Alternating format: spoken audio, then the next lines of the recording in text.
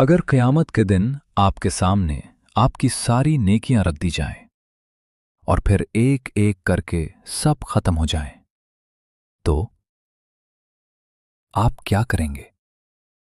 जब आपके पास कुछ भी बाकी ना रहे, सोचें, आप मैदान हश्र में खड़े हैं, पसीना बह रहा है, हर इंसान अपने हाल में गुम है।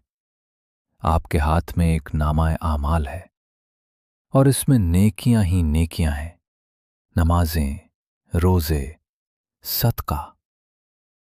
आपके दिल में एक उम्मीद जागती है, शायद मैं बच जाऊं। लेकिन अचानक एक ऐलान होता है, इसकी नेकियां खत्म कर दो। ये कोई कहानी नहीं है, ये वो हकीकत है जिसके बारे में रसूलुल्लाह सल्लल्लाहु अलैहि वसल्लम ने खबरदार किया।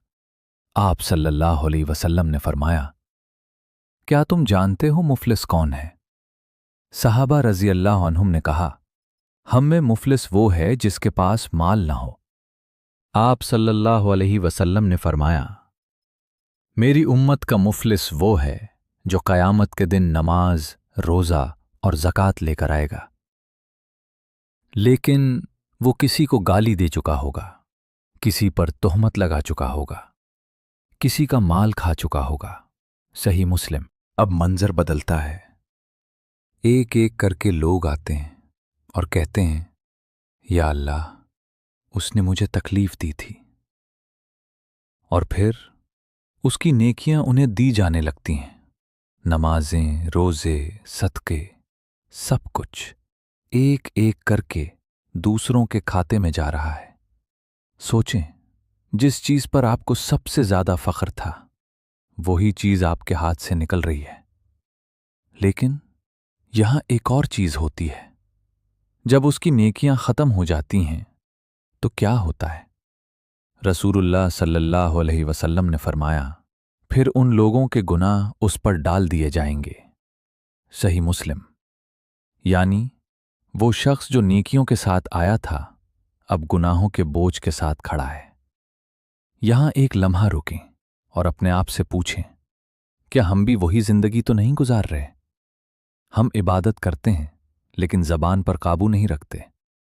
हम नमाज पढ़ते हैं, लेकिन लोगों को तकलीफ देते हैं। हम रोजा रखते हैं, लेकिन दिलों को तोड़ते हैं। तसव्वुर करें, एक शख्स है, वो रात को नमाज पढ़ता है, लोग उसे नेक समझते हैं, लेकिन दिन में वो किसी को जलील करता है, किसी का हक खाता है, किसी के दिल को जख्मी करता है, और वो यही समझता है कि वो ठीक है। असल मसला यहां पर ही है। नेकी करना मुश्किल नहीं है, नेकी को बचाना मुश्किल है।